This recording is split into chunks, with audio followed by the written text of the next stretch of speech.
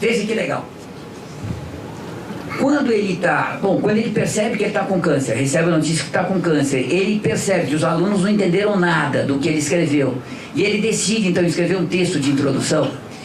Veja, e é um texto que ele vai deixar mais no rascunho do que a ontologia. Lembra que eu falei que a ontologia ele editava, depois ele corrigia o texto datilografado? Nos prolegômenos, nem ditar, nem datilografado vai ser. Digamos assim, é o estado bruto mais bruto, tá certo? É o rascunho mais rascunho. E ele vai fazer uma organização completamente diferente. Ele vai abandonar essa separação entre a parte histórica e sistemática, não vai ser assim.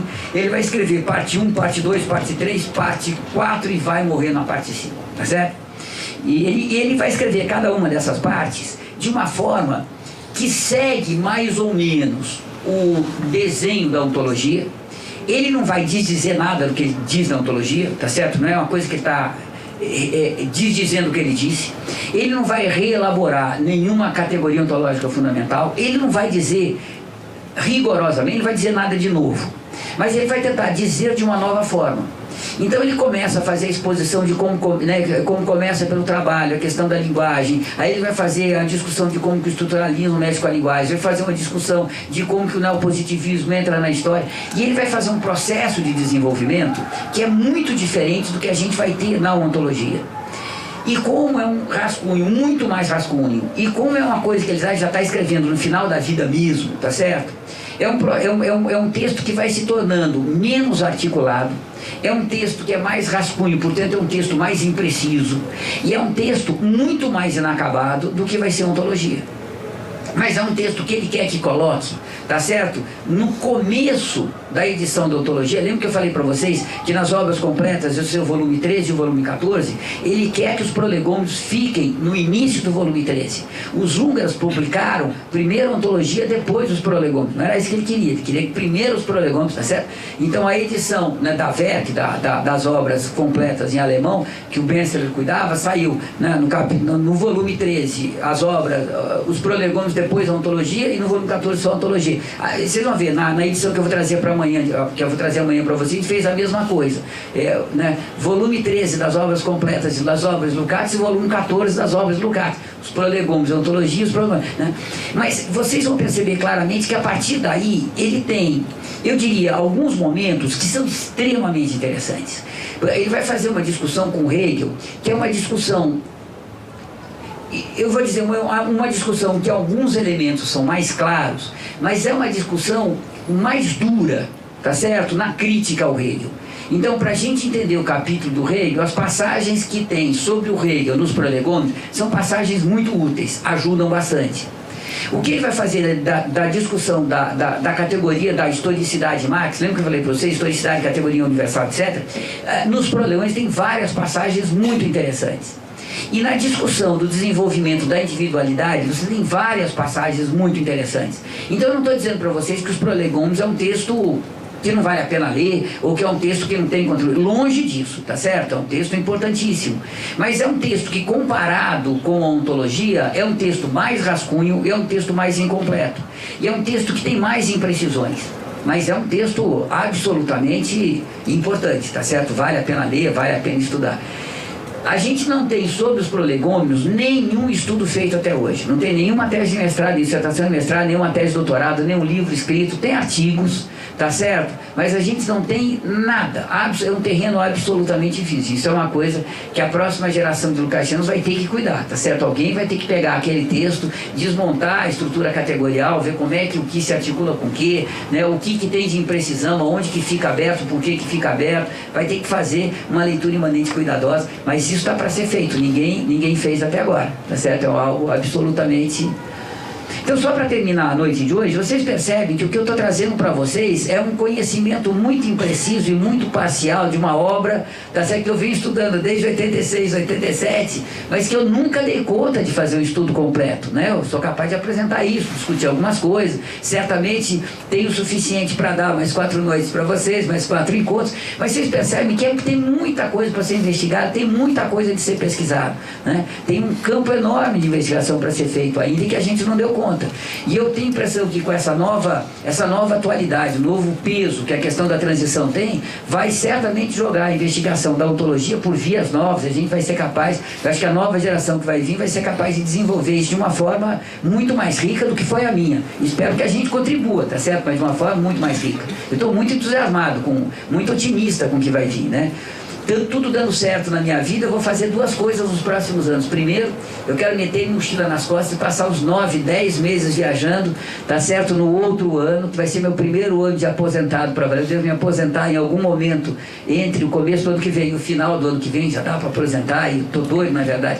E aí eu quero meter mochila nas costas, eu quero ir da Islândia à Turquia, tá certo? Quero passar E eu quero, nesse processo aí, ver se eu termino um livro que eu quero ver se eu começo a escrever a partir de janeiro que vem, que é pegar os 4 capítulos, trabalho, reprodução, ideologia e alienação, e ver se pelo menos deixo um rascunho dessa trajetória, um delineamento dessa trajetória para a geração que vem vindo, né? Que eu tenho a impressão que é a colaboração que eu posso dar ainda, né? Consolidar um pouco a trajetória que a minha geração fez. Mas o momento está interessantíssimo, eu estou muito animado com o que vai vir. Acho que os próximos anos aí para a investigação da ontologia vai ser muito interessante. Tem um núcleo interessante ao redor do Veda surgindo na Argentina, parece que tem coisas surgindo no Peru também. Enfim, tá certo? Eu acho que a gente vai ter momentos incríveis aí.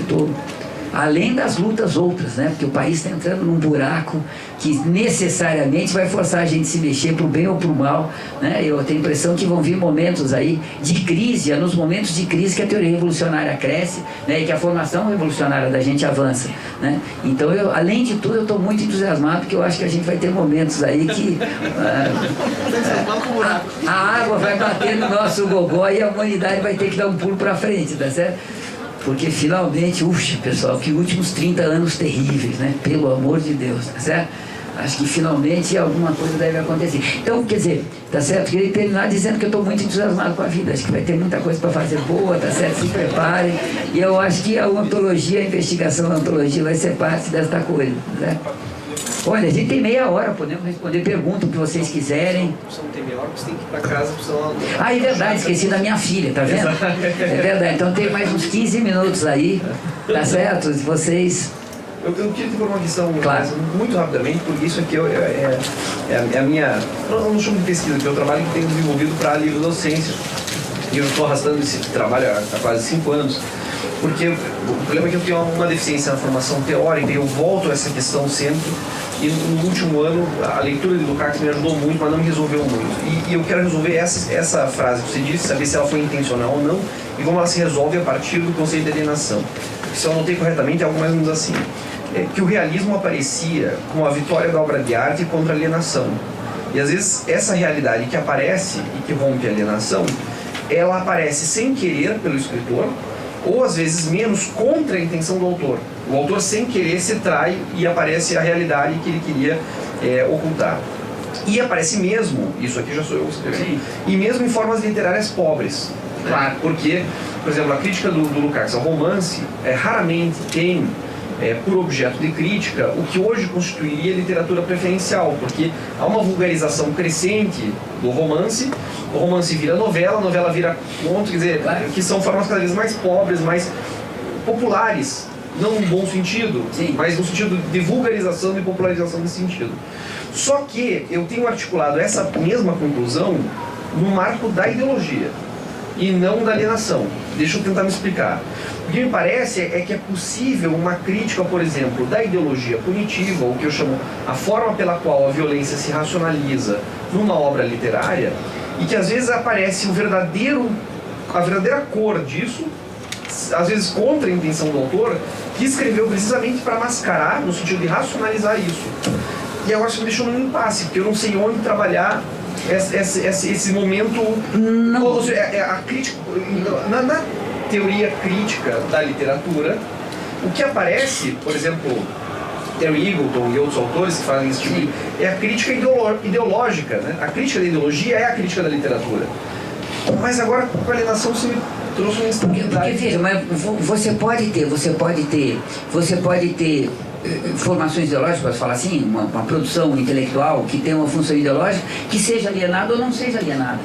Veja, você pode perfeitamente ter, e tem muitos momentos na história, uma sobreposição entre a ideologia e a alienação. E tanto a ideologia, digamos assim, alienada, como a ideologia que se contrapõe, que revela a alienação. Então você não tem uma muralha da China entre ideologia e alienação, percebe? Muitas vezes as duas coisas se sobrepõem. Então você pode tratar disso como um fenômeno ideológico e pode ser um fenômeno de um processo alienante. E pode não ser também. Percebe? Depende se faz parte de um complexo ideológico ou não. Se contribui ou não para dirimir um conflito social de alguma ordem, de alguma forma. E claro que os exemplos que você deu cabem perfeitamente nisso. Então eu diria, o fato de ser ideologia não quer dizer que não é alienação. O fato de ser alienação não quer dizer que não seja ideologia. Esse tipo de literatura que eu estudo, ele parece cumprir uma clara função apologética de novas formas de controle social que são emergentes no final do século XIX. Uma delas é a polícia, outra forma é a medicina forense e a polícia forense, e o uso de critérios científicos que permitem pela primeira vez na história da humanidade você descobrir a autoria de crimes a partir do anonimato, por causa dos grandes adensamentos urbanos. Então toda essa forma literária que existe para racionalizar esse processo é simultaneamente ideológica e alienante. Claro. Mas o que se deixou meio que em crise agora é assim, qual que é o instrumental que vai revelar isso no exercício da crítica disso? É a crítica à alienação, a crítica à ideologia ou as duas? Eu acho que as duas. Porque, veja, toda a crítica da alienação no mundo contemporâneo necessariamente é uma crítica ao mundo burguês. Portanto, também é, digamos, simplificando muito, uma ideologia do proletariado, uma concepção do mundo proletário. Claro que simplificando muito a questão. Você tem várias mediações carregadas. O que é a ideologia do proletariado? Tá certo? Isso é uma coisa muito complexa, não é tão simples assim. Mas no mundo capitalista, em que você tem as duas classes fundamentais e a relação fundante e decisiva, o proletariado e a burguesia, é aí que está a questão decisiva. Veja, se você está fazendo uma crítica a um processo alienante que vem da propriedade privada, isso certamente faz parte do campo ideológico proletário. Isso eu estou simplificando muito a coisa. O Lukács não trata com essa simplicidade, tá certo? Por causa dos 15 minutos, tá certo? Então, a gente pode voltar com isso com mais detalhe. Mas, veja, isto ao mesmo tempo cumpre uma função ideológica, porque você está indicando uma direção para a solução de um conflito social, e ao mesmo tempo é uma crítica à alienação. Então, o fato de ser veja, o fato de ser um complexo ideológico, uma ideia cumprir uma função ideológica, não quer dizer que ela não possa ser produtora de alienação ou promotora de alienação ou combatente, tá certo, da alienação, né? Ou que se contrapõe aos processos alienantes. Eu vou te subtrair. Vamos lá, não, quando a gente for discutir a relação entre ideologia e ciência, aí vai melhorar. Eu confundi os demais, assim. Isso vai não, isso é extremamente importante. Isso aí não é uma coisa simples, não, é extremamente importante. Porque se uma coisa, veja, se a crítica à alienação não puder ser ideológica, ela vai ser o quê? Filosófica, científica, e ela não tem nada a ver com o processo de luta de classe, ela não é determinada historicamente, então no positivismo, um conhecimento que vem de onde? Metodologicamente isso gira um rebu, tá certo? É um problema grave. E tem solução, porque tem solução, não estou dizendo problema da alienação, mas tem solução como encaminhar essa questão da ideologia, e, enfim, eu mostro para você, eu acho que o Lukács soluciona isso legal. Beleza. Se ele tiver certo, o Marx já solucionou isso, só está trazendo a solução do Marx, tá certo? Bom, nós temos 10 minutos, se alguém quiser colocar uma questão. Acho que eu tenho. Quando você falou da alienação, você colocou que uma parte é consenso, outra parte é mais polêmica. Eu não consegui distinguir muito bem. Ah, tá. Eu quero consensual, eu quero polêmica, para especificar uma questão. Tem uma leitura bem inicial do Marx, de alguns marxistas, e o que eu tinha me deparado até então era que a alienação era algo a ser superado na transição da sociedade de classe para uma sociedade sem classe.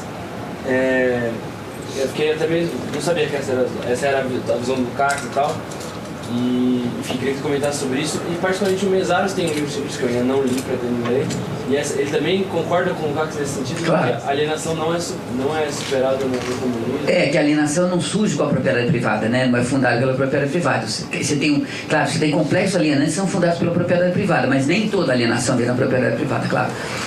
Veja, o que é consenso? Que a alienação é a desumanidade posta pelo próprio ser humano e que a alienação faz parte do processo histórico, portanto que a alienação tem uma história, tá certo? Isso é o consenso. O que não é consenso? É essa tese que o Lukács vai tirar do Marx, dizendo, olha, a alienação, o exemplo que ele vai dar, que é mais legal, eu acho, que é o exemplo da religião.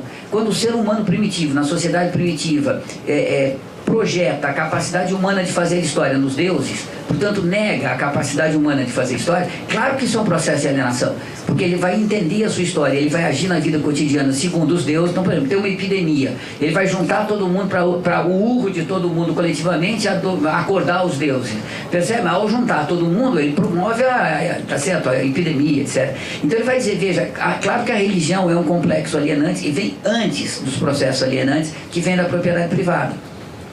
E aí ele vai desenvolver a tese dele. O problema que tem é que essa tese, que a alienação surge com a propriedade privada e desaparece da propriedade privada, surge com o marxismo soviético. Isso vai ser desenvolvido para valer a partir dos anos 30 na União Soviética, para dizer que na União Soviética você não tinha alienação.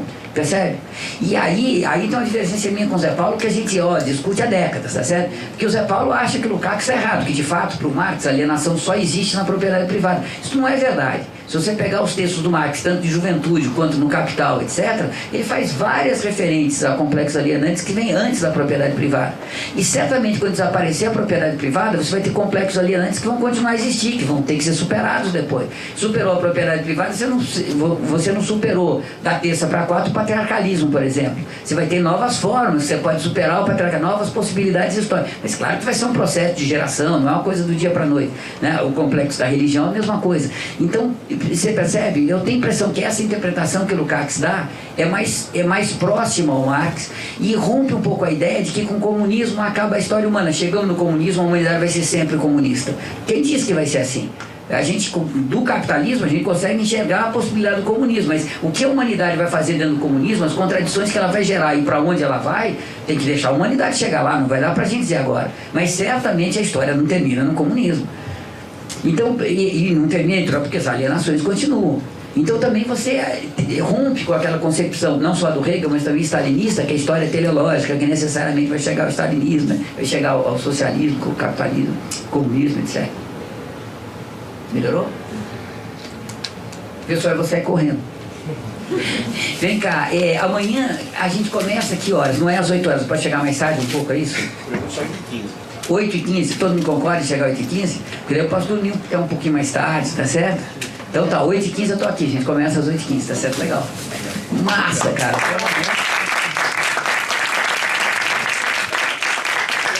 Se prepare, amanhã é uma discussão ontológica ferrada, tá certo?